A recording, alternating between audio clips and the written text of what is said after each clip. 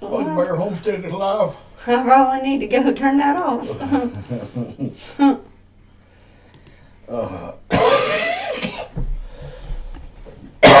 Sound like you've been smoking 6 packs a day. Mm-hmm. Called COVID. No, it's called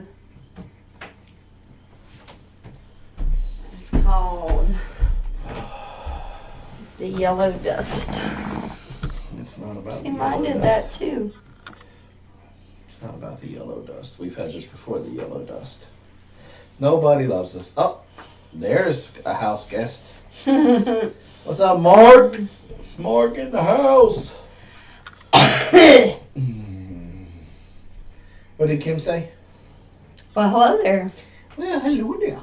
Well, hello there. Hello there. Sound like Mrs. Doubtfire.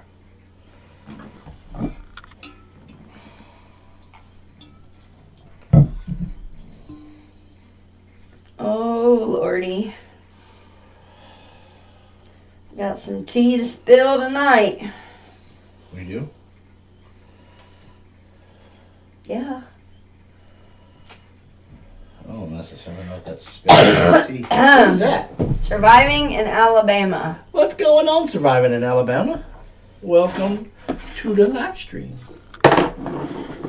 How is life surviving in Alabama? What's this magazine? What's to the 45. Nope, 9 mil. What's in 9 mil? A new one, a 45. Hey, Palmetto! What is up? What's up, Pooper Scooper? Let's go. Oh, Palmetto! Oh, I forgot to tell you. I need a price on 330 Conibears. I think he asked me that probably close to a month ago. Are you serious right now? I think so. It's been a week or two.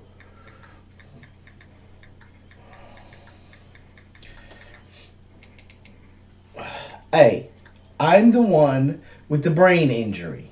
That isn't gonna cut it forever. Oh yeah, I'm using it. Although, I must say, his wife knows how to get a hold of me. Yep.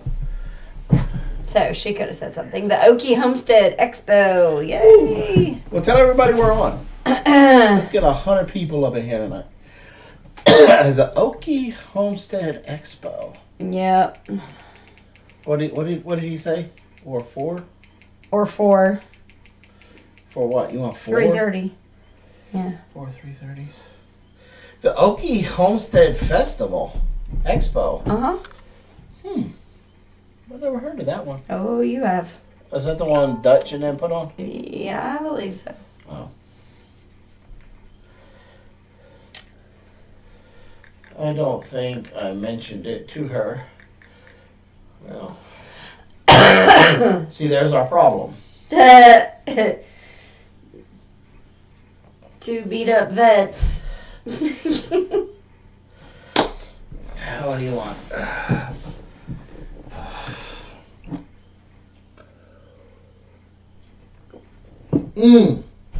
Speaking of girls,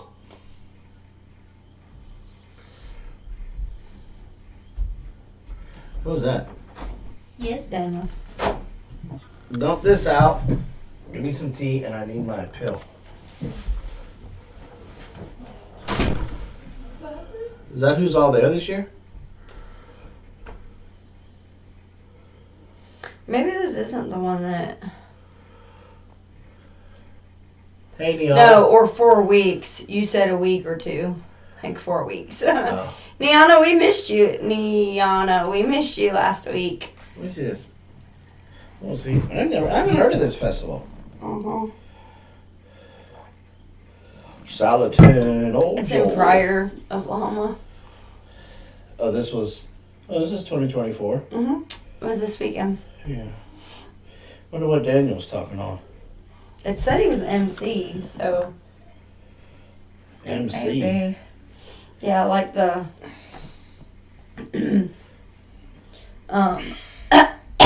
like announcing everybody and running the show.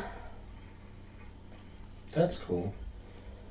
Yeah. I remember when he first got started in YouTube. many moons ago. Well, it wasn't that many. About 5 or 6 years ago. Yeah. Something like that. I have Carol's cold. Pryor isn't far from me. Yeah, that. I'm not sure exactly where he is in Arkansas, but. Who? Palmetto. I'm not sure where they're I thought at. he was in Oklahoma, not Arkansas. Oh, I thought you said he was in Arkansas. I never said anything. No. Okay, so I think we've killed enough time. We're about what, 6 minutes in? Yeah, 6 minutes. What happened to your hand? Oh, funny story. I was out there trying to get Louise. She had a cut underneath like her belly button, where her belly button is. Where this like thing just like comes down. There was a cut on there, and when I went to grab the blue coat, it was like it just dribbled all over my hand. I don't know how it happened exactly, but I hung out with Joel Salatin for a bit. That was cool. Yeah, he is a pretty cool all guy. over my hand. What? You sprayed it? Yeah, Carol watched it happen. What? I know you're wondering why my hand is blue, but it's actually pretty good because I had a not a thumbnail, a hangnail right here that was like bringing out pus. So Well, the blue coat will fix it. Go away yeah, now. I know. Is that all you needed? Yep. Peace out.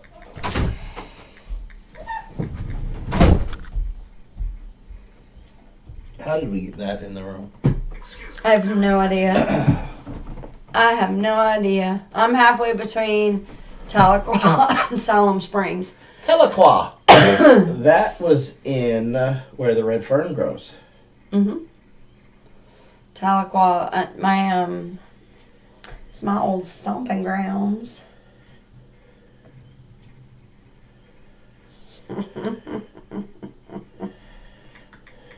Mm.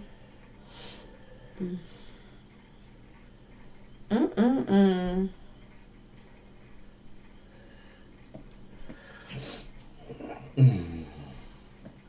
Everybody saying hi to Dessa. All right. Yeah,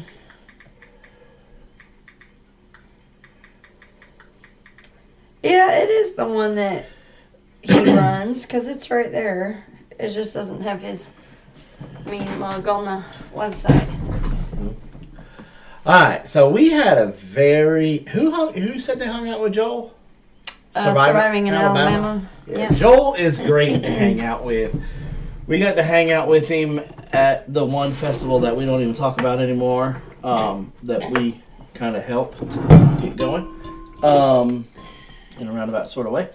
And we got to recently hang out with him with the Farm Where You Live over there in Clemson. And it's always good to just sit down and hang out with the godfather of the homesteading movement, I think, or sustainable farming. And he's just so down to earth.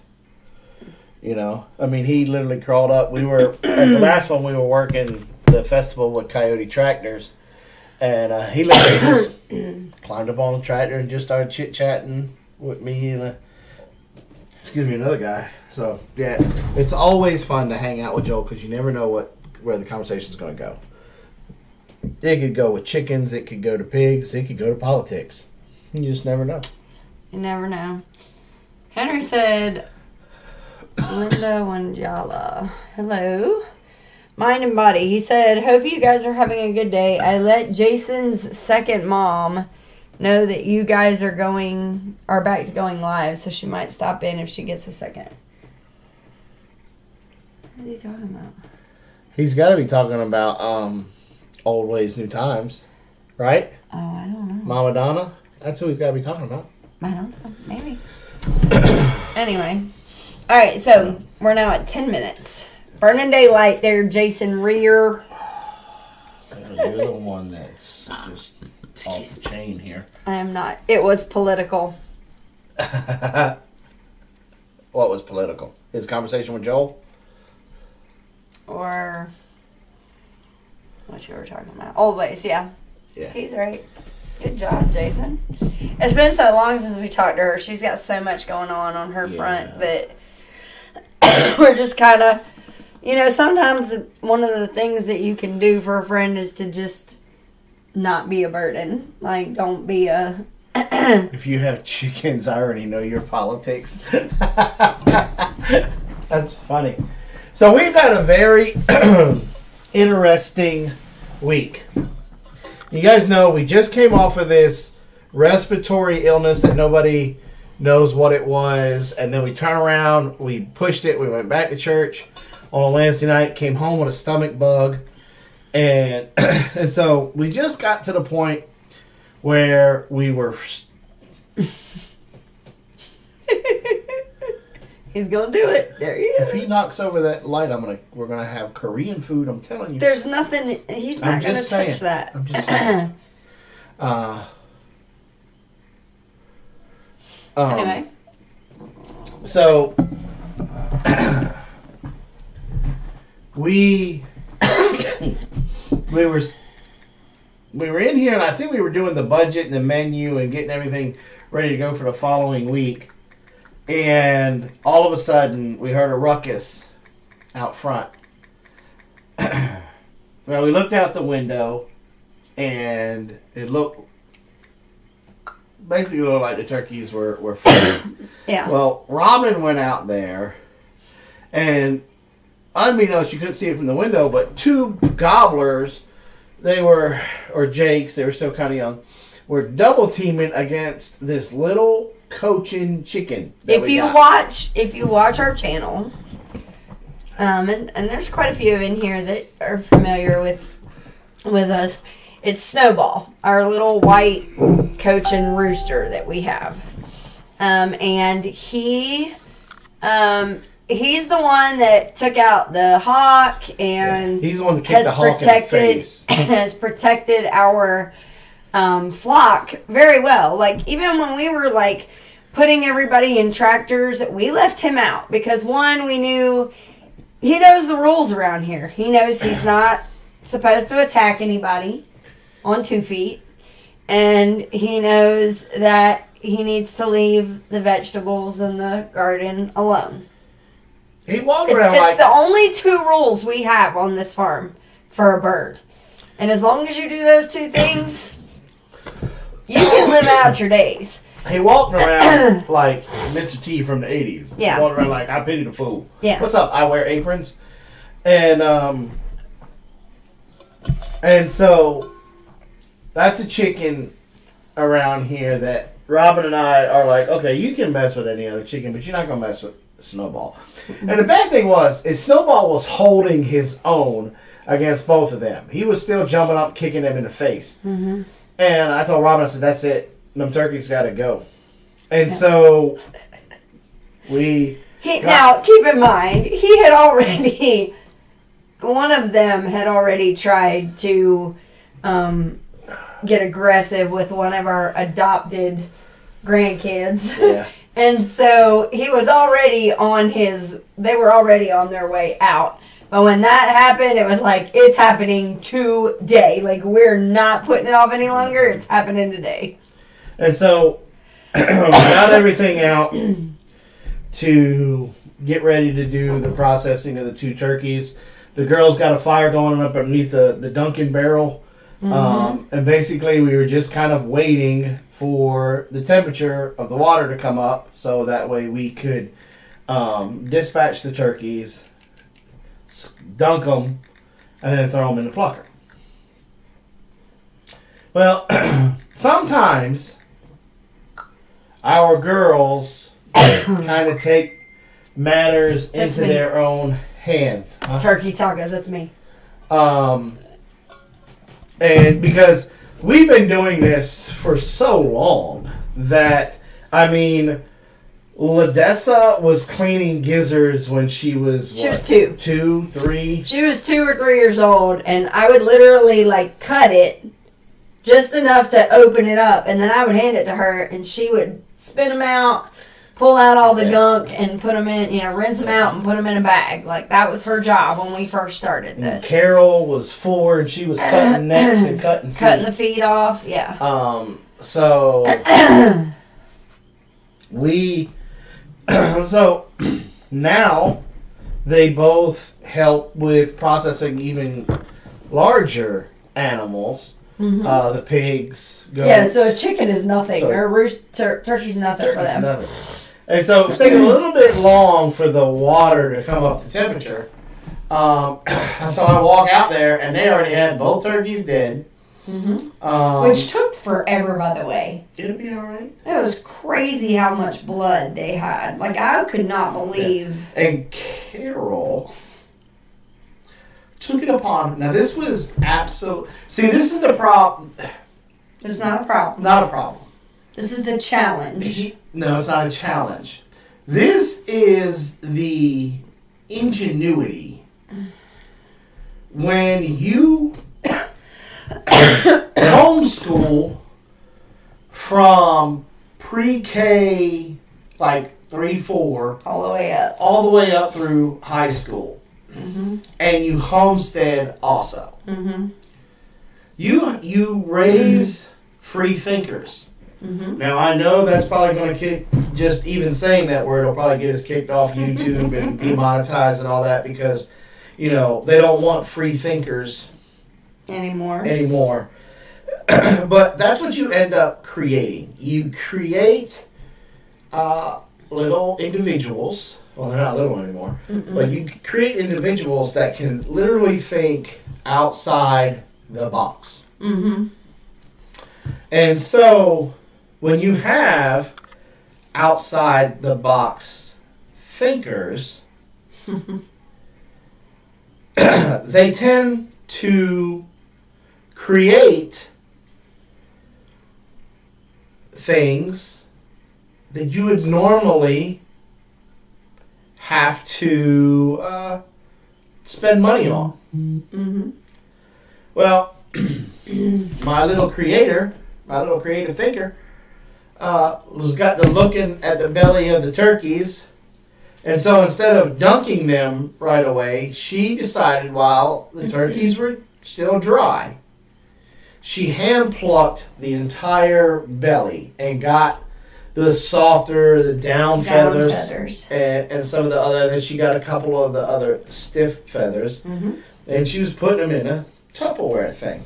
It was so funny because you came out there, you're like, what are you doing? I thought I was pissed because you thought I thought the plucker was busted, and I'm like, how in the world? Yeah. Because see, I get very frustrated when you spend a lot of money on machines nowadays, whether you're talking about a washing machine, a dryer, a stove, a plucker, an incubator, anything. When you start buying those pieces of equipment, you're not just spending a couple of $100 anymore. No. No, that for a decent, like that plucker was like almost $2,000. Yeah, right? it was over $1,000. I don't think it was $2,000. I think it was over $1,000, but it wasn't $2,000. And it was expensive though. You take care of it, and you expect it to last a long time. But nowadays, it seems like, especially with everything being made where it's being made, then the whole rule is when it's made there, you got about 6 months, and then it's going to break.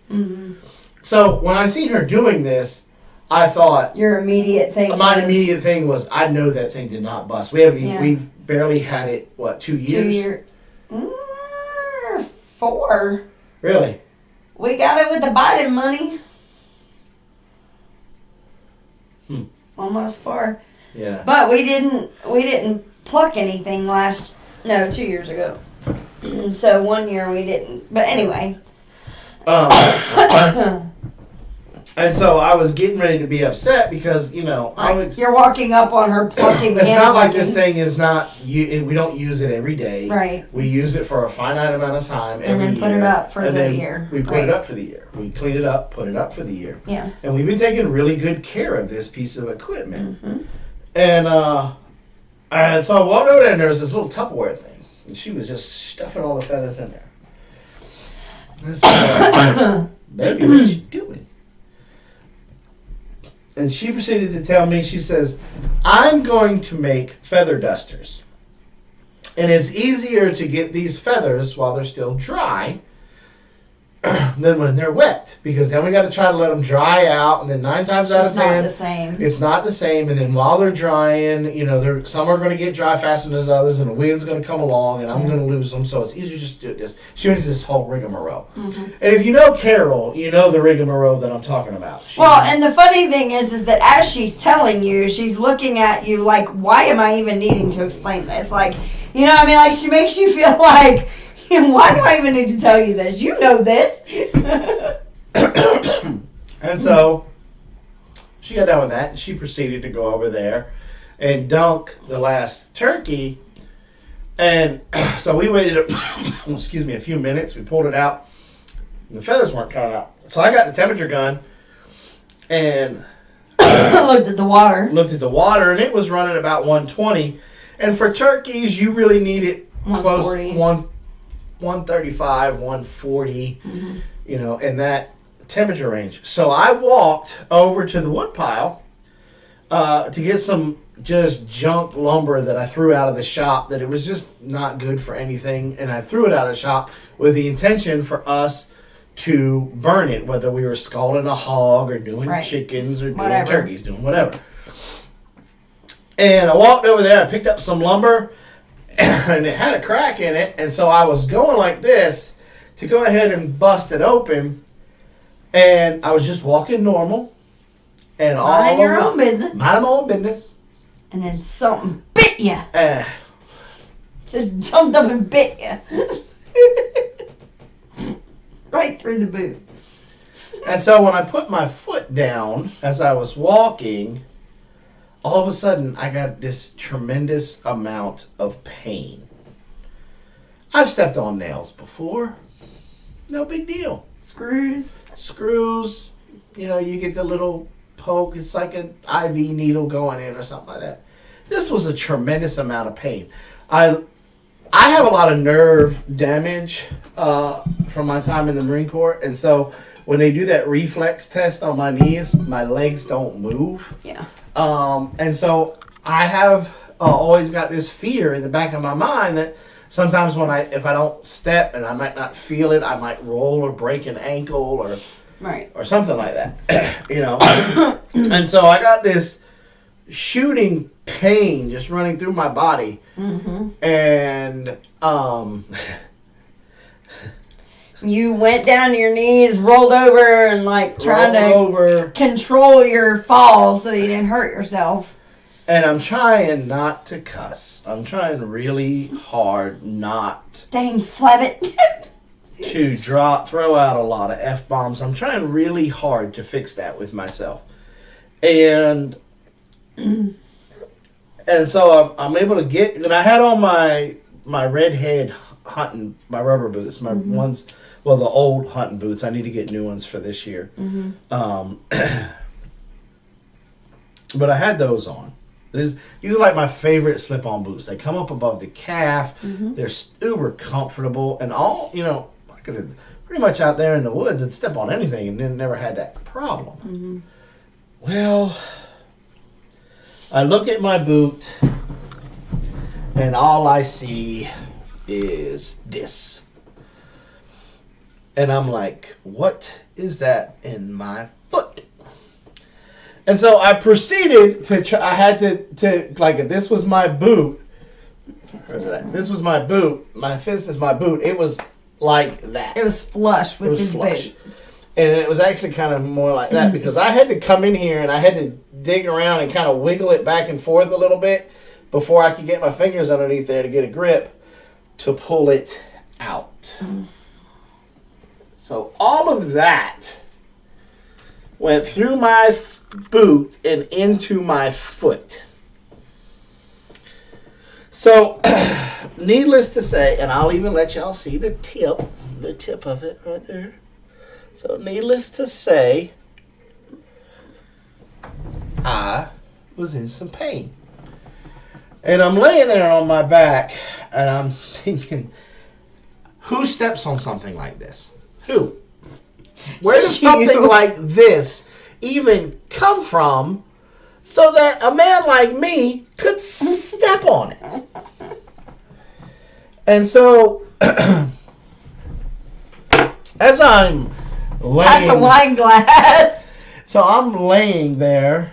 This one comes running up. She's like, how did you fall? How did you fall? I'm like, I didn't See, I didn't fall. see the actual fall. All I saw was you on the ground on your hands and knees and rolling over. So I thought you had like tripped on a piece of wood or something and fallen.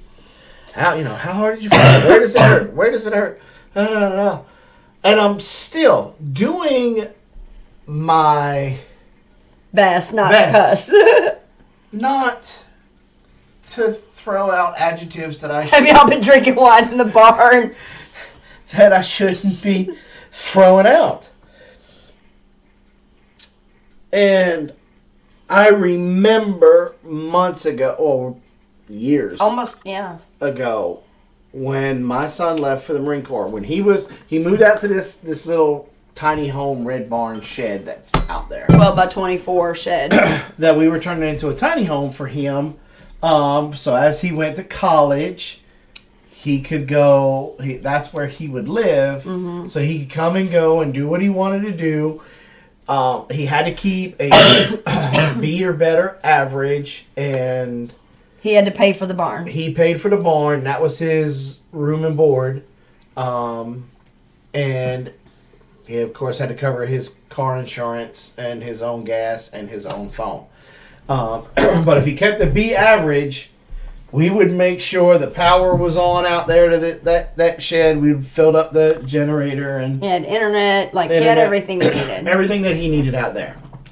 And obviously we weren't going to buy new dishes and everything, so what we did is we went through all of our stuff, and as we had extras of things, we were putting together dishes and cups and stuff like that. Well, one of the things that we had, not that we were giving it to him, but that we had extra of, it was also an option for us to purge some stuff.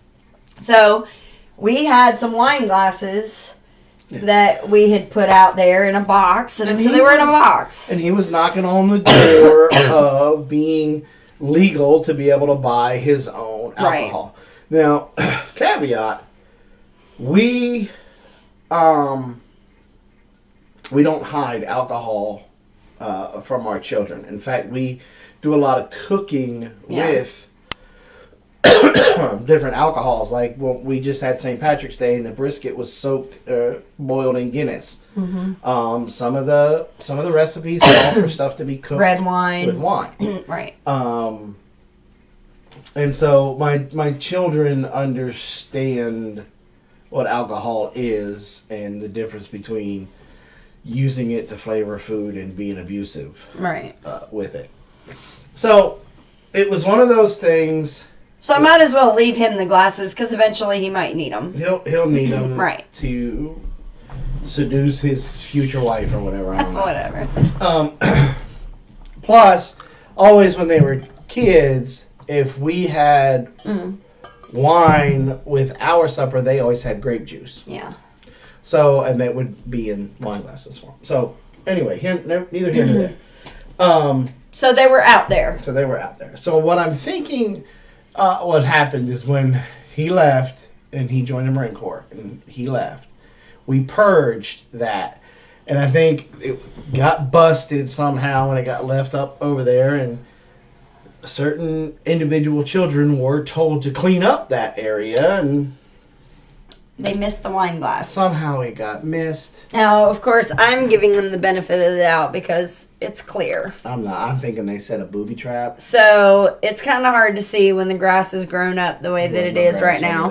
There is grass over there. But anyway, so it's for the same reason why you didn't see it, Mr. Observant. I mean, it was a North Vietnamese style booby trap. Okay. So anyway, that they set. So all that to say, he fell, or he got a pretty big hole in his foot, and we brought him back to the house. Thank God for the canine.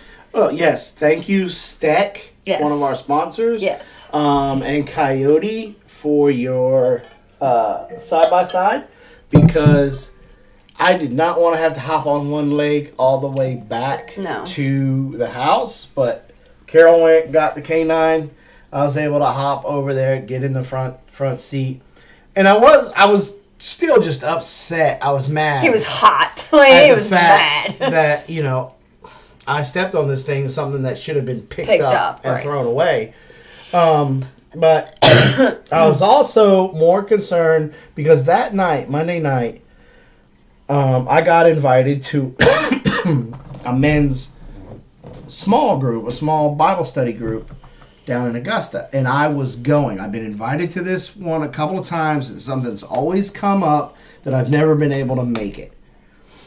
So you had it in your head. And so I'm going. There was, short of a nuclear holocaust, I was going to go. Right. And so I hopped. And what's even funny, I don't know if you remember this, but when you fell and like we weren't even in the canine yet, I said, "Well, I guess you're not going to group tonight." And you're like, "I'm going." It's in my left, it's in my left foot. I don't need it to drive. I don't need it to drive. Okay.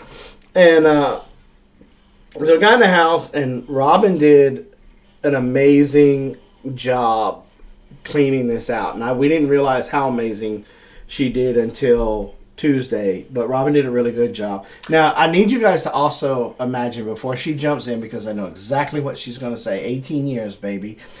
I am extremely, think of the most extreme thing in the world. And then multiply that by 1,000 cubed. And that's how extremely ticklish I am on the bottom of my feet. You can't even look at the bottom of his foot and he'll start to giggle. So it was a challenge to get this clean. What I was going to say is that this showed me that it is important to have, because I'm going to tell you, this thing is not clean. It's dirty. And it was over there by where the pigs were, the cows have been, the chickens have been. Huh? You're jumping ahead. But go ahead. Anyway, I was going to say it's important Head jumper. to have a well-stocked first aid kit. Fast forward button. Because there are some things that I needed to improvise in order to make sure that we cleaned it properly. So go ahead, back with your story. You're just super jumped ahead and went right to what I was getting ready to say. Oh, imagine that, 18 years. I know where you're going. So while Robin was cleaning it, now think about it. It was a little bit, the hole wasn't a perfect circle because, one, that's kind of slanted and has a jagged edge on it. But two, remember, I had to kind of rock it back and forth just to be able to get it to come out. And so the hole was there, but it was kind of more like an oval shape from all of that. And I had a flap of skin. Flap of skin. It's that same flap that's spring-loaded in a dog's throat. When you go to give the pill and you shove the pill down his throat, it shoots the pill back out. It kind of looked like the same thing. So Robin's got the tweezers and she's trying to clean inside the hole. And I married Superwoman, y'all. I ain't even gonna lie. I'm over there just chewing on a pillow and the couch and the dog and everything because when I talk about my feet are so sensitive, they're crazy sensitive. I don't know why. Because half of it's half inch of callus, on the heel and the ball of my foot, the sides of my foot. And it's right in here is where. More right in there. Yeah. On the instep. Yeah. Where is it? Right there. So right in there. And so that's the ticklish part of your foot anyway. If you're ticklish, that's where it's going to be ticklish anyway. Yeah. So it's even more sensitive there. And so this is where we learned, and we're passing it on to you guys. When Robin's talking about a well-stocked first aid kit, y'all go to Tractor Supply and buy syringes. Buy a bunch of syringes. You don't necessarily need the needle part, but you need the plastic part that has the plunger. Because we had the hardest time trying to get alcohol and peroxide down in that hole. Yeah, because the thing is that skin was flapped down over most of the wound. So if I couldn't get the stuff into the actual wound, it wasn't going to clean everything out. Surviving in Alabama is one of my brothers. Semper Fi, brother. Yeah. Semper Fi. So I was using the tweezers, and now we got a first aid kit from Sam's Club. It's a good starting point. It has some antibiotic ointment. It has an eye flush kit. It's got like a bunch of different things. It also has a pair of the plastic tweezers, which was great. I was able to grab the plastic tweezers and kind of peel that skin back a little bit, just enough to be able to, get the rest of it exposed. Okay, so Niana, this is my first thing. If you're going to get a turkey baster, don't use your turkey baster. Because are you comfortable that you cleaned that turkey baster enough that you're not going to introduce any kind of bacteria into a open wound? Because that was what happened with us. We were like, I've got a marinating syringe, I have a turkey baster. I had a bunch of different things. But I was like, I am afraid that it's not going to be sterile. Mm-hmm. And that's one of the things, we could have taken the time and boiled that injector to sterilize it. And in an SHTF type situation, when I would have still done what I did. That's what you would have done and taken care of it. But we had it wasn't, we weren't in the middle of a zombie apocalypse or anything where we had to kind of go to that extreme, and it wasn't where it was bleeding profusely that we just had to get done right then and there. I disagree. And this is where I think Jason didn't understand why I was so frustrated and quickly trying to fight, because I was trying to grab the turkey baster, I was trying to grab the injector, and he was the one saying, hold up, are you sure it's clean enough? And I'm thinking, I don't have the time to boil this thing to make sure it's clean. I need to go on to the next thing. What else do we have in this house that I can use in that capacity? And I thought we might have some plungers, the old syringe, and we couldn't find them anywhere. Anything in the world. Whoa. So, it's a lot, when you're talking about an open wound and trying to irrigate it, trying to do it, you want to, like Robin said, you got to be as safe as possible because you don't want to introduce any type of, lemony garlic bacteria into your. You don't know what you've got, yeah. And Robin was in move mode, so she wasn't. She's like, I'm not taking 10 or 15 minutes to get this water boiling, and then letting it sit in there for X amount, and then have to pull it out with gloves on, blah, blah, blah. So she had a genius idea. I am prescribed these eye drops for my eyes. And they're these little tiny, she's going to go get one. They're these little tiny plastic disposable, they look like kind of like a fish, but they're real fat in the middle and you just squeeze it. Basically, it has enough for one day in it because I'm supposed to do it like 5 or 6 times a day, and I only that to a routine that's once a day. Those are it right there, right? So Robin took it. She squeezed out all the saline. Even though I could have used the saline because it literally is just salt water. Like, yeah. Do y'all have 2 mics right now? Yeah, we do actually. Are we reverberating?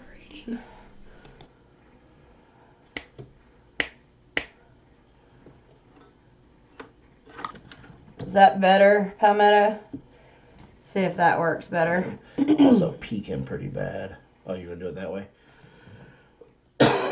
Okay, so it was ingenious. And this is what we try to teach when it comes to being a homesteader, a prepper, a preparedness. Sometimes you're not going to have everything that you need. And so you got to be able to think outside the box. And Robin's quick thinking was this, and she got rid of the saline, and then she got some peroxide in a little dish or something, and she soaked it up, and then was able to put this tip, because it's how small it is, she was able to put it in the hole and squeeze the peroxide in the hole. And boy, did I forevermore feel it when she did it. But she did it a couple of times, and then she put some triple antibiotic ointment on it, put some Band-Aids on it, and I went off to my Bible study. And let me tell y'all, that was an amazing Bible study. The Holy Spirit, who was blowing me up? The Holy Spirit was moving in that Bible study. Yes, and you realized at that point,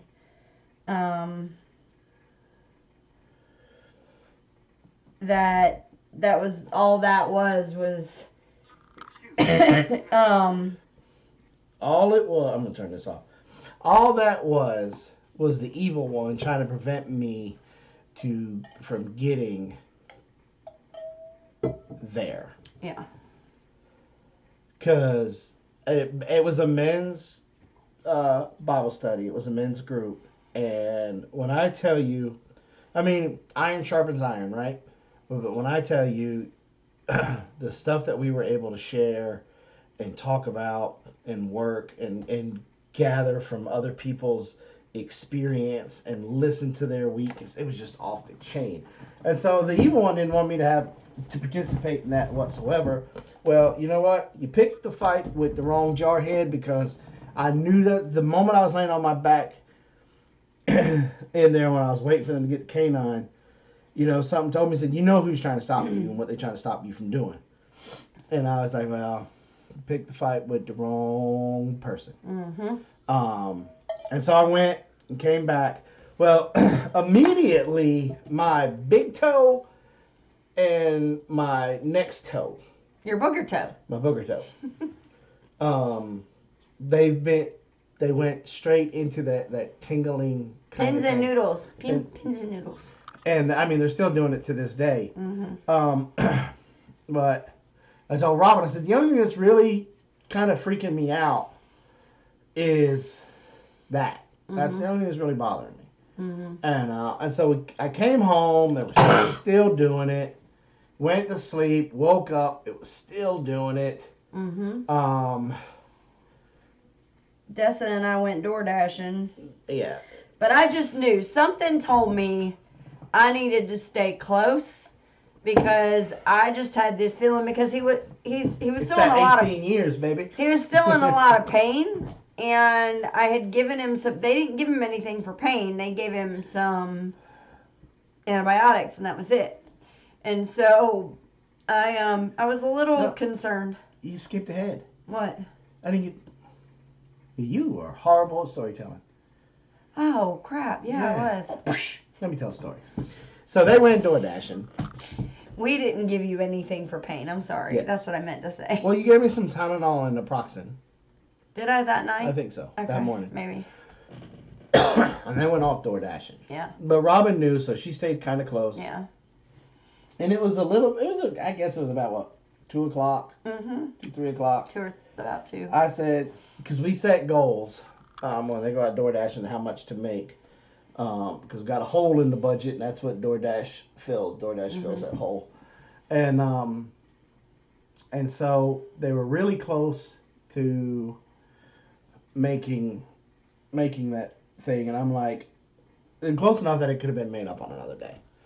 And this is how God works, and He's so awesome. I say, baby, I just think I need you to come home, and because this tingling's not going anywhere, and actually it's getting worse. And so at this point, I'm kind of concerned did I tear a tendon? Did I sever a nerve? Did I do something in there that Is causing a problem. Is causing a problem. And so we went to the ER in Anderson. And if you're ever in Anderson, South Carolina, and you feel like you just need to do something stupid to go to the ER, let me tell you, you're in the right place. This hospital has it going on when it comes to ER. Now, that's the same ER Blaze was at. Mm-hmm. Yeah. But we didn't really deal with any of that with him because it was a quick, like he was taken straight there, so. And so it was literally, 5 minutes? And I parked the car and you were already like seated. I was seated. No sooner you walked in, they called me to do my vitals. Mm-hmm. And then they sent us down. They have this other, she says, we're going to go ahead and fast track you. Yeah, go sit in this one. We'll fast track you. So I was like, okay, cool. It must be because of my extremely good looks and award-winning personality that I'm getting fast tracked. And at least that's what I'm going to believe. Right. And so we're sitting down in there in the fast track area, and it wasn't but a couple more minutes. Bam! We're back in there getting looked at. And so and for the fact that you had said you'd stepped on a piece of glass and you weren't gushing blood, like there wasn't blood everywhere. So for them to like fast track you to think that they need to go ahead and just get you in and get you out, I was pretty impressed with that because it wasn't that it was, I think they probably triaged going, this is probably going to be something where we just give him antibiotics and send him home. So let's just get him in and get him out, Yeah. So. And so now this is the part of the story that I need to tell because she gets the giggles every time and we'll be here for another 4 hours trying to get through this part of the story. Well, the nurse was on top of us both. We got in, and Robin, I always have Robin there. 1, because of the TBI, and 2, because of my ears and the junk hearing aids that the VA gave me. Some days they work, some days they don't. And I have a hard time hearing. And of course, when you're in a hospital situation, the nurse is there facing the computer. She's not going to turn around and look at you to talk. And you have a lot of background noise. And so it's very hard to hear.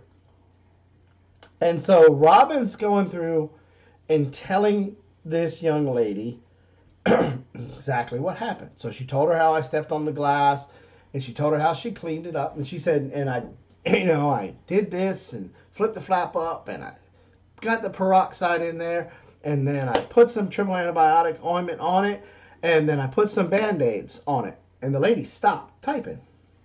She turned, and she looked at Robin, and she said, what was that last part again? And Robin's like, what are you talking about? She's like, did you say... What did you do after? Did you say you put mayonnaise on it? And Robin was like, no, I said... I said Band-Aids. Band-Aids. I was sitting over there, all I heard was mayonnaise, and I'm like, what kind of ER did I come to?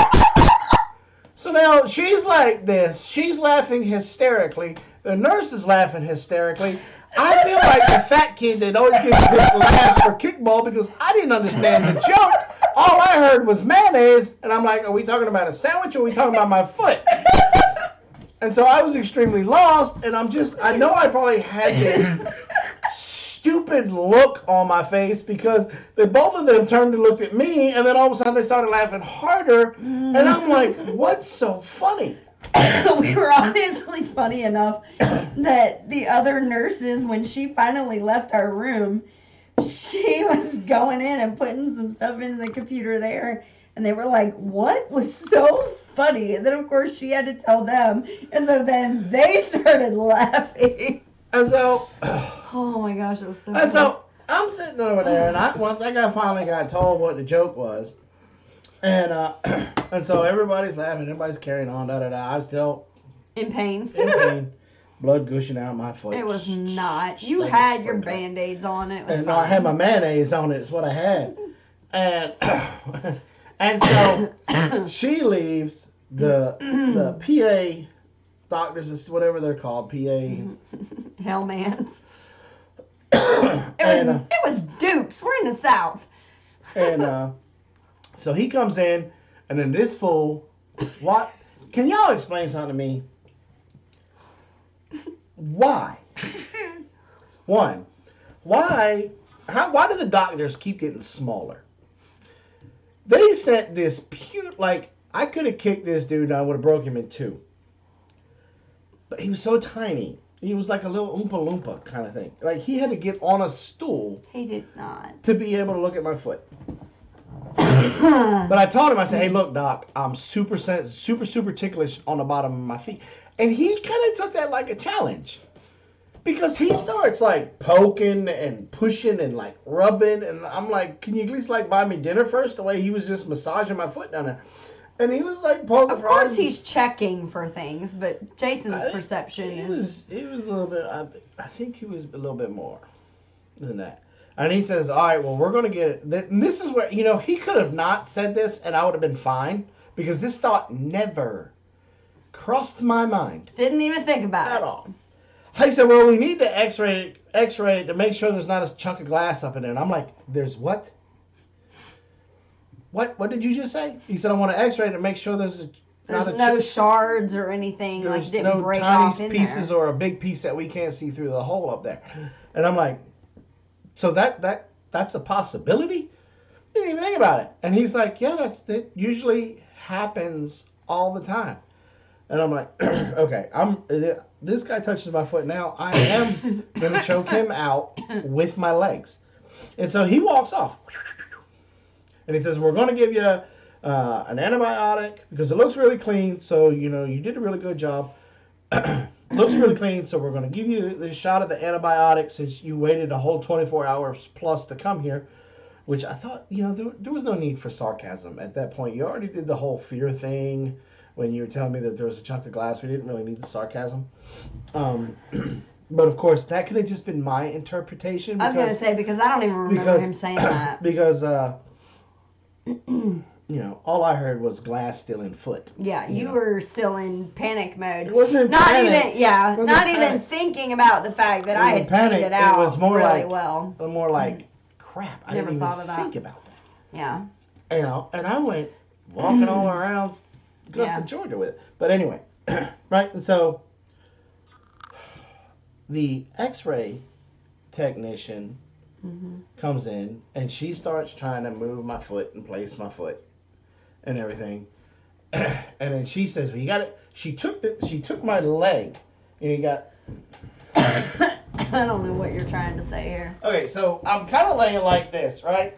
And so I had to put this foot like this, but then I was supposed to cock this one up like this. But she kept wanting to, she goes, keep putting your knee over there. At one point, I was almost like, I'm a dude, right? I can't cross my legs. You're squishing something. And so we finally got that done.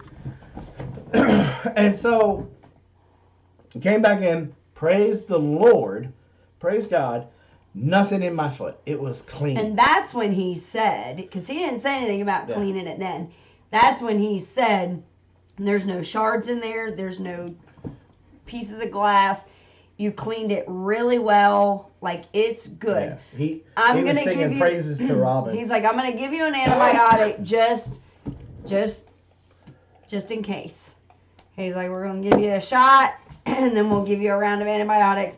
Because we told him, like, this is in an area where we have chicken poop and cow poop and pig poop. Like, there's poop all over the place. So it was a poop I want to make sure that he doesn't get any kind of infection. I don't want him to get septic. So that was basically why he did that. Yeah. And so and so the nurse comes back in, and I'm used to when you're getting a shot in the shoulder, right? They pull your sleeve up like this, and they got the alcohol swab, and they go like this. Bam, they're done, right? Well, I don't, what was up with the girl, but she just was like, I know what she was doing. it was like doing all that for a long time. She was rubbing up on my husband. and so she was just like doing all like that. And then she's like, now look, I know you're a tough guy, but this is probably gonna hurt. And then so she stabbed me and put it in there. Didn't even feel it. He didn't even move. And so, like, I think she was floored that he didn't move. Like, she was she was just kind of like, okay. And then she like rubbed it, because sometimes they rub it in just a little bit to make sure it kind of. And it really wasn't as bad as like the one you got for malaria. Well, it was in the Marine Corps, because that one felt like peanut butter going into your butt cheek. And so boom, she put the thing on it. Now it did give like a little cramp going down the arm, but it was gone just like that, nothing to it. And well, they came back in, and they came back in was another nurse the doc came back in. And I was like, hey, Ryan and I were talking, we're not 100% sure about the tetanus. Yeah. So let's just go ahead and just give me a booster or whatever. Just give me a booster and knock it out. So sent another nurse in. And she goes to lift that same arm. She goes arm. to lift that arm, and she's like, somebody took my shoulder. And like she started rubbing it. And I'm like, what the crap? And so then she comes over here, and then so my arm is relaxed. It don't get any more relaxed. And so she's like squeezing like this. Okay, I need you to relax. I need you to relax. She did not do that. And I'm like, it's as relaxed as it's gonna be. And she says, okay, 3, 2, 1. And I'm like, and I asked, I said, why do nurses count down before? Why don't you just stab somebody and get it over? No, it don't count it down. And so she did that, and then we got laughing about the mayonnaise again. And so they handed us the prescription for the antibiotic. Now, the receptionist guy came through, Mr. Chase. This guy was off the chain awesome. He was absolutely hilarious. He was the whole trip to the Anderson ER was like 9 out of 10 stars. You can't ever give anybody 10 out of 10. Oh no, I have to beg. Well, that's why I said 9. But Chase was awesome. He hooked up the whole thing intro, and he was like, this. I gotta say this. Da, da, da. He said, but your VA, don't worry about it. Da, da, da, da. Your VA, don't worry about it. Yeah, and he's like, I'm gonna go ahead and send them because we have to do something on our end. And he's like, but I'm gonna send this, so you really don't even need to do it, but go ahead and do it just so that Right. And so he was really cool, and he said, I'm gonna go ahead and because he looked at us and he said, do you guys think you'll ever be back? I don't know if y'all were just passing through or what. Yeah. And Rob was like, no, we're coming to this ER all the time now. Mm-hmm. And he says, well, let me go ahead and hopefully, well, no, his first thing was, well, hopefully you won't have to come back, and I was like, oh, I don't think you understand. Do you not see what I'm living with? I was like, he has degenerative situation going on with his system, so chances are we will be back. And so Chase went above and beyond, and he went ahead and got all of my stuff put into their system. He said, you are boom. He goes, you're solid. Mm-hmm. Excuse me. Now, you ever do have to come back, you're already set up. You're already set up. And he hooked the stuff up to get my primary care doctor put in there. Yeah. I mean, went really above and beyond. Right? And so we get the prescription for the antibiotic. We go home. Well, we knew I had a VA appointment the very next day. And originally, I had told you, I was like, can you just wait until Wednesday? Because I will take you to the ER. We'll do it all in Augusta. It'll be good. Yeah. But see, here's the problem with the VA ER, though. And I love my bride, but sometimes I don't think she takes it into consideration. At the Augusta VA emergency room, it is a full day affair if you go during the day. Even when we went, that was here recent. What was it for? I don't remember. Your neck. Yes, my neck. We didn't even get there till like what, 1 o'clock in the morning. It was like 1 o'clock in the like. We still had a 45-minute to an hour wait Yeah. in the waiting room. And we were like the only ones there. Yeah. And then when we got back to the room, it was still another 45 minutes. Yeah, So anytime you want to go to the ER, you have to chop out 4 hours. Yeah. Safe thing, 4 hours out of your time to be able to go to the emergency room. Yeah. And so we knew we had this appointment with the digest people because I'm kind of not so young anymore, and I had to have a colonoscopy and an endoscopy, and if you knock over the light, it's Korean food, I promise you.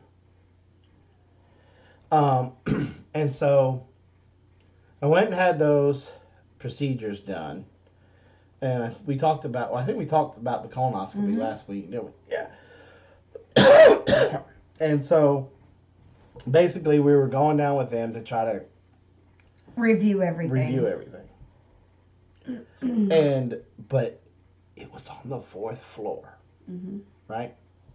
And so our thought process was, let's just see if the VA pharmacy will fill. Hey, Jonathan. Will fill this prescription instead of having to try to reimburse me after I go to like Walmart or Walgreens and get it done. Right? So Robin grabs a wheelchair for me. Not my fault. They put the canister I love for this oxygen. woman with everything I have. I still trust this woman with my life.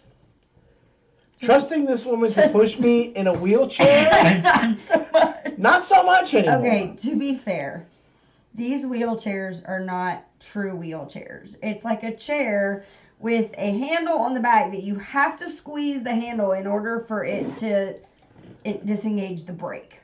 Okay?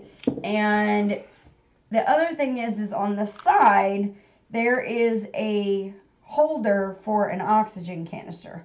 And so it adds width to the chair. So every time I was trying to navigate, it's not like a regular wheelchair. And the turning, it was just a totally different situation. And so at one point, when we're trying to navigate through these doorways, their doorways are not set up for that canister and the rest of the chair to go through. And so I'm trying to turn you, and it was ridiculous trying to figure out how to cut through doorways to be able to still, accommodate that canister thing. And it was just frustrating.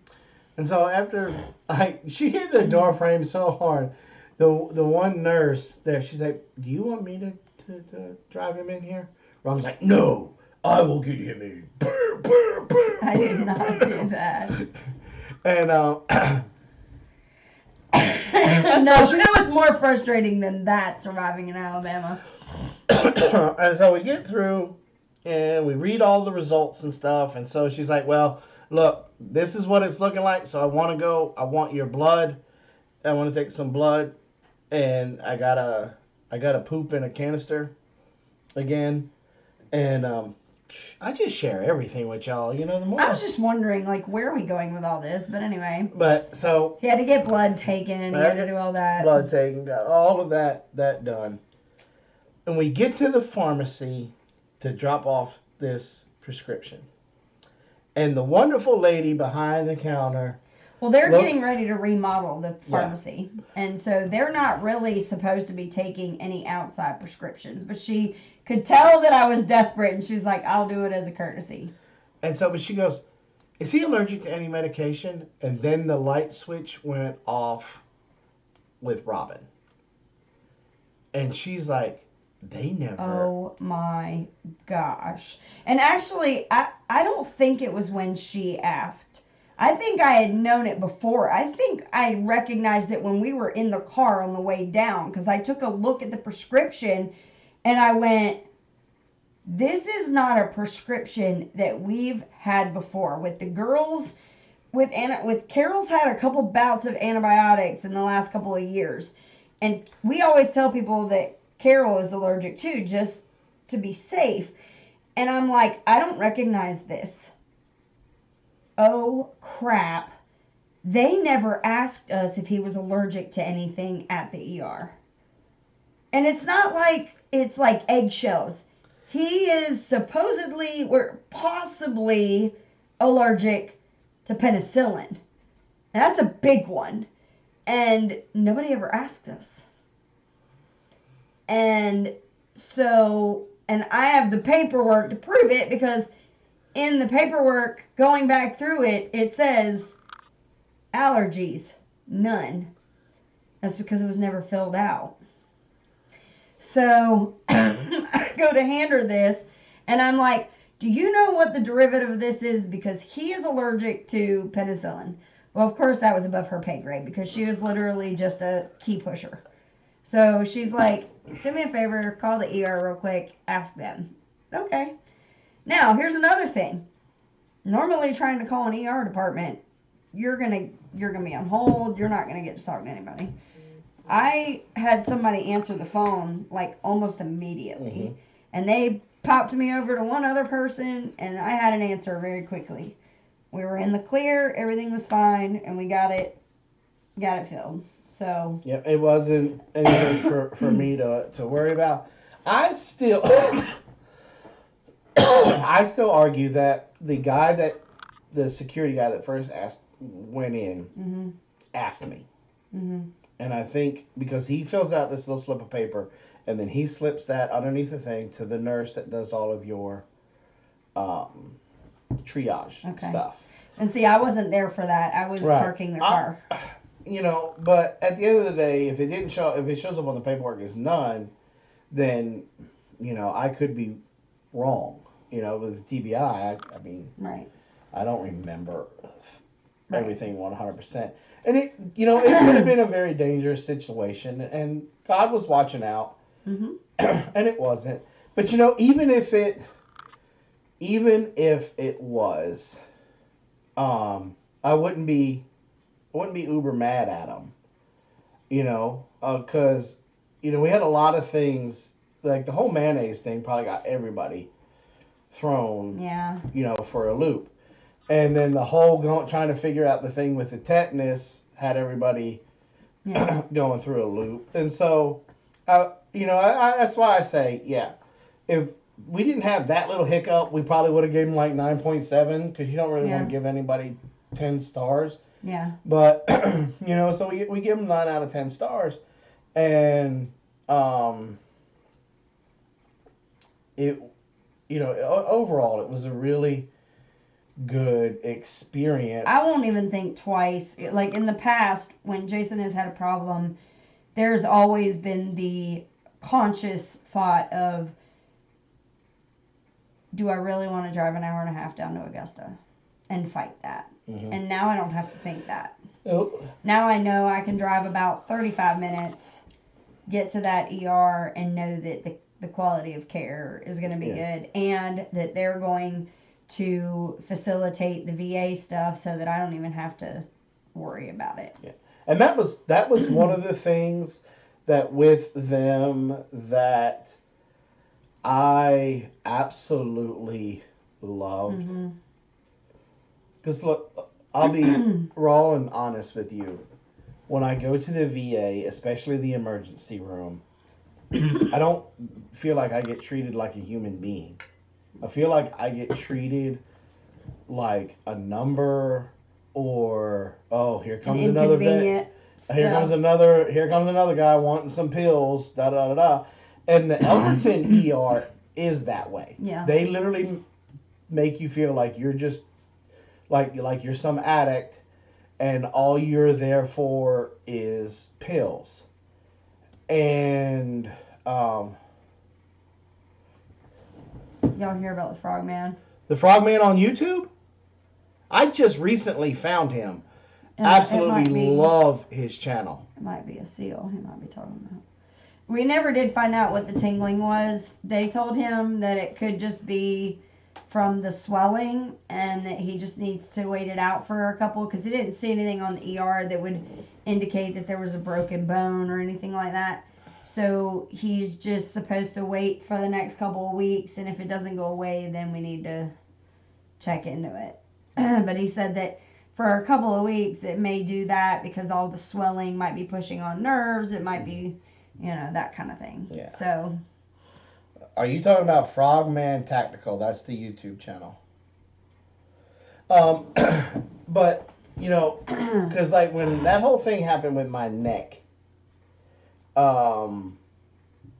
we went to the Elberton ER first. And the guy said, well, we're going to give you this pill, this pill, this pill. I said, I don't want pills. I'm not here to get pills. And he kind of like got all puffy with me. And why are you here? And I'm like, oh, let me go ahead and introduce myself. You're not going to ball up to me like that, especially when I'm in like DEFCON 1 when it comes to pain here. And so by the time we got done, that little nurse boy was shaking in his boots and ran out of the room. Mm-hmm. And so I will never, ever go back to the Elbert County ER. Unless I'm like dying and there's no choice and I don't really have a say. Because I just don't. One, I'm not a big pill guy. I had an incident with some pills when I first got out of active duty in the Marine Corps, and it wasn't pretty. And it really was the first step that made me wake up and say, Jason, people don't care about you out here. You're, you were an expendable asset. Now you're just expendable. And if you die, it saves them money. And so I knew right then and there I had to be the guy in charge of my health care and not blindly go ahead, keep telling take what they say and blindly trust. And so I don't look. They recently, between Robin twisting my arm and the girls twisting my arm and my old primary care doctor, they just now got me to take fish oil and vitamin D. Before I even swore off aspirins and Motrin because Motrin does nothing for me anymore anyway. No. You cut your leg off with a chainsaw? Take two Motrin somebody and said drink some that water. earlier. The surviving in Alabama when you were talking about it right here. He said, "Take Motrin, drink water." Yeah. So sick of that. And so being treated that way at a local ER and then being treated the way that we're treated at the VA ER, it was such a blessing to be treated like a human being. Mm-hmm. And not only be treated like a human being, but be treated in a way where I felt like these people actually cared of whether or not I lived or died or whether or not I was comfortable. Mm-hmm. And they were giving me they were treating me like the President of the United States for just this little puncture wound on my foot. Mm-hmm. And so that was very... Right. Rewarding is not the right word. Very comforting. I don't know why we got a thumbs down. I did that on accident. Because we love... Can't see it. They can't see your heart. There you go. The Anderson ER. Didn't do it.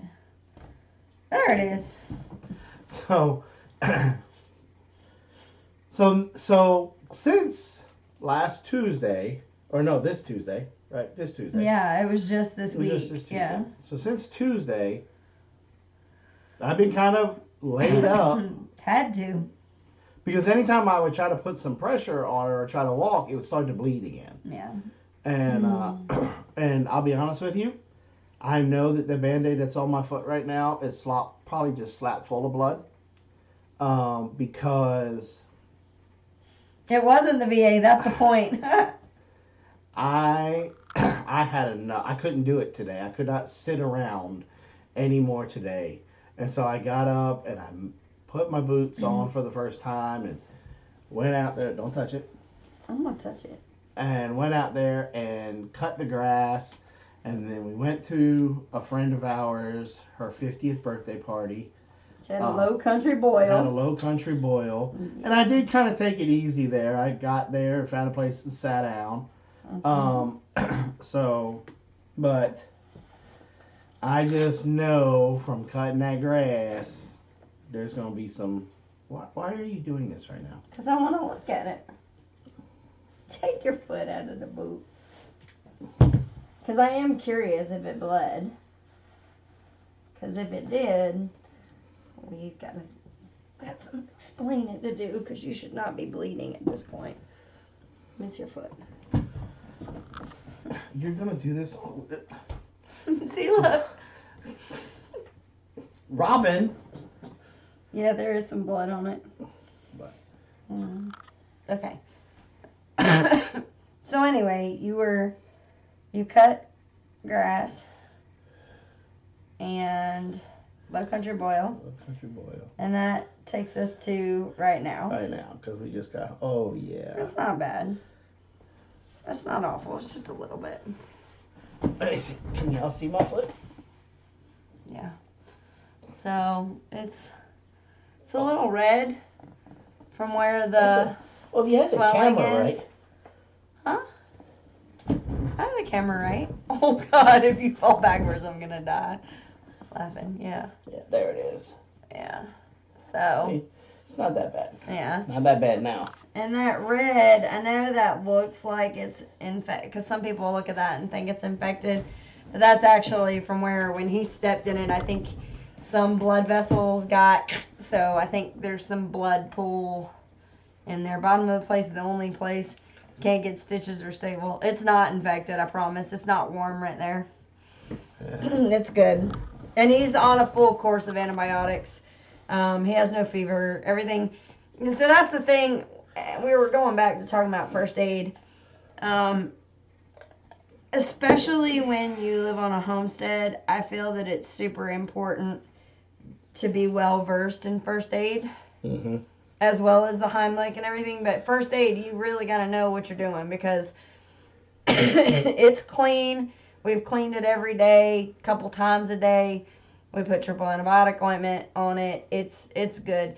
That red is from, and the doc even said this, the red is from where the blood, like when he hit it and it went in, it's kind of pulled up underneath the skin. So it's going to take a little while for that to kind of, disappear. It's kind of like a bruise, basically.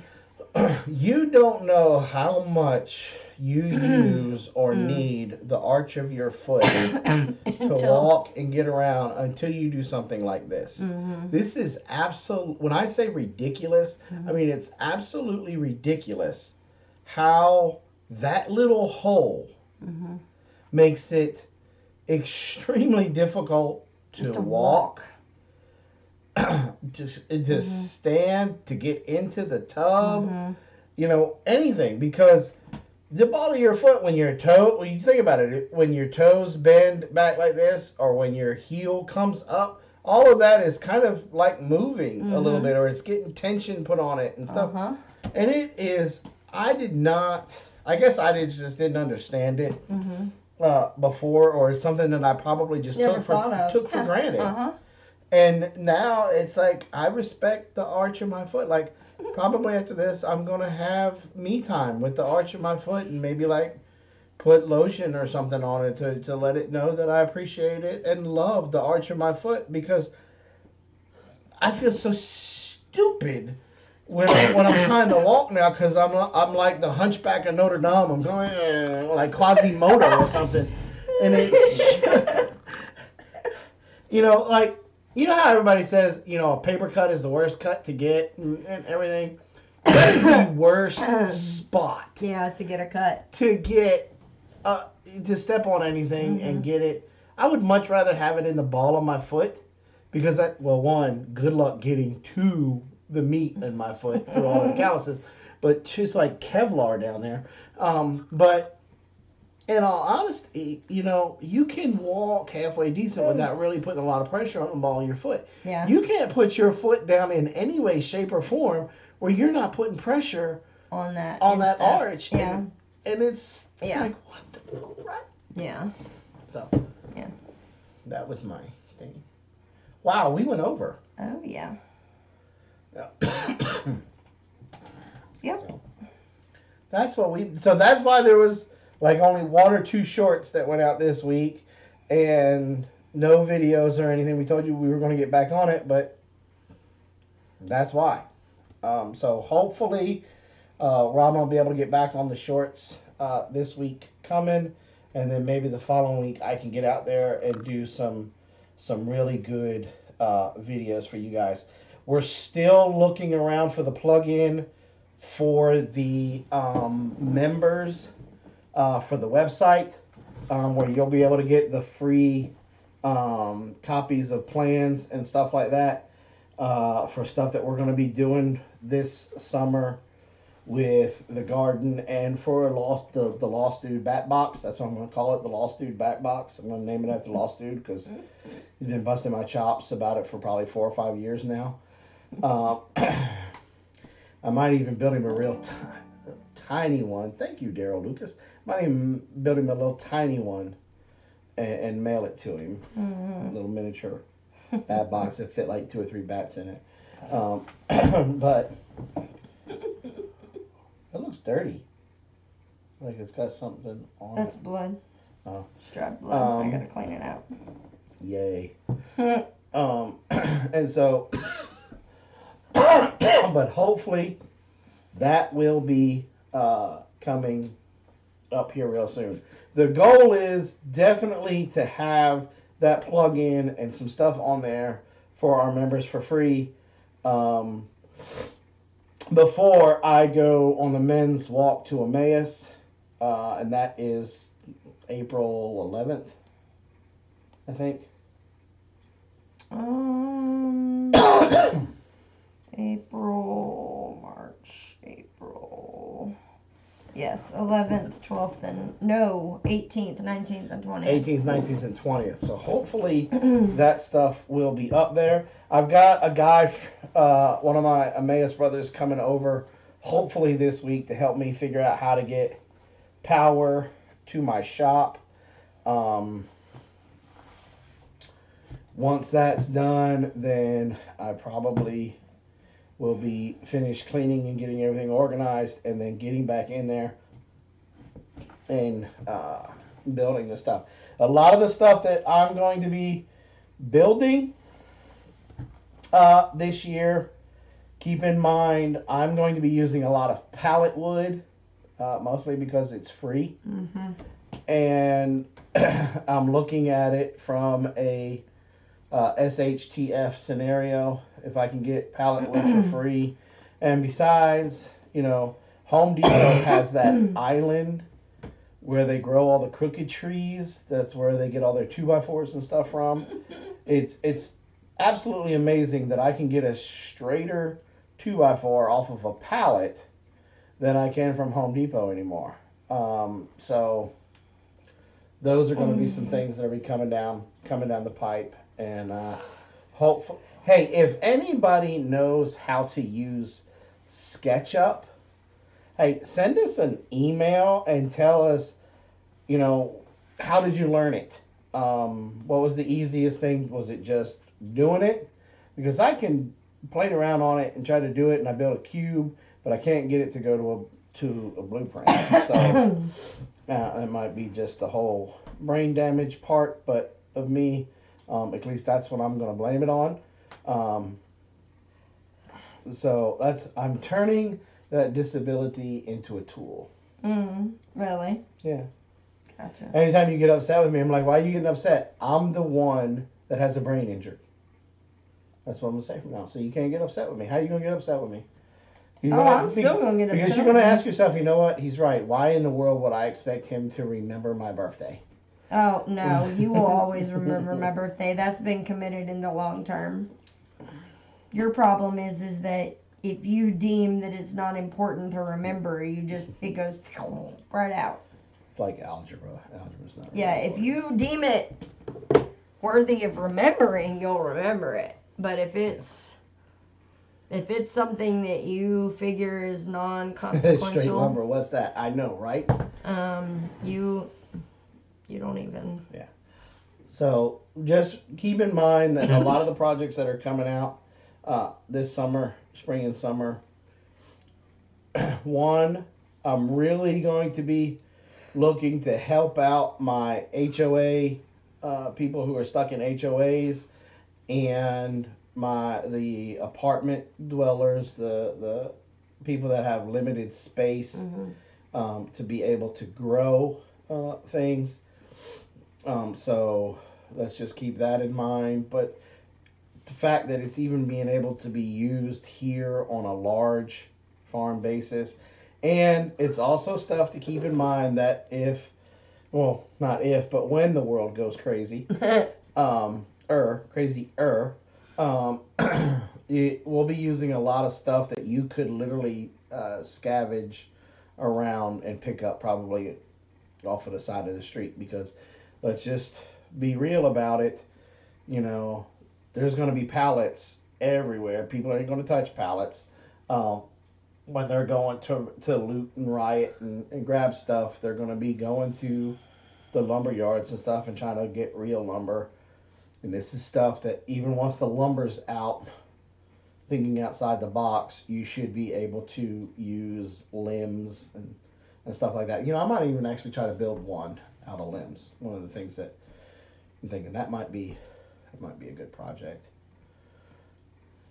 Okay. Yeah, especially if I'm gonna talk you into getting me a tool. What tool now? And so, a welder would be nice. But a welder. Yeah. So y'all be on the lookout for that. If you're not a member, consider it. I mean, we appreciate the members, their support, and we try to give them as many extras and benefits as we can. One of the benefits for one of the member tiers is that they get a 10%. We fluctuate the percentage, but it's they get a coupon for the website. For the website, for our store, where they can use it on soaps, different woodworking projects that we do, different things that we put together, our ebooks, stuff like that. And they also get what's fixing to happen here in a little bit in the after show, after the live stream. They come and hang out with us for sometimes it's 30 minutes, and sometimes we get in a good conversation and we're like, we've been on here for 2 hours. So it's good times, stuff like that. And then they're getting the section on the website where they're going to get all plans and other things for free. What are you looking at? So, all right, members, give us about 5 or 10 minutes because I had to take my other boot and sock off now. And I got to clean out your foot, so. You're not going to do that now. Yeah, I am. And then we'll be back for the after show. Members, we may, we'll talk about that in the after show. But you guys may be getting a special treat this week. Maybe a pop on live show with a special guest. Oh, yeah. If they're up for it. So, 10 minutes. Give us about 10 minutes, and then we'll be right back for the after show for the members. For the rest of you guys, become a member. Thank you for everything that you do. You guys, thanks so much, Neona, Geeky Gardens, Kim, and all you others that have been hitting those videos and hitting the thumbs up and leaving comments.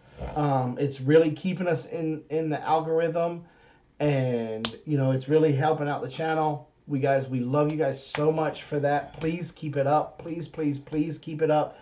It really helps us stay in the algorithm because Lord knows that thing is against preppers, homesteaders, anybody that wants to live self-reliant, off-gridders right now, which I don't understand why.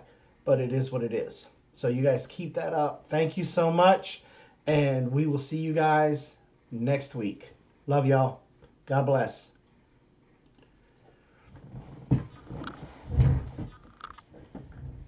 Hello, y'all. This is the end screen voice coming at ya. Just wanted to say, once again, we love y'all. Thank you for the support. And put some seeds in the ground. Good Friday is almost here. And it's almost time to get to gardening. See y'all next week.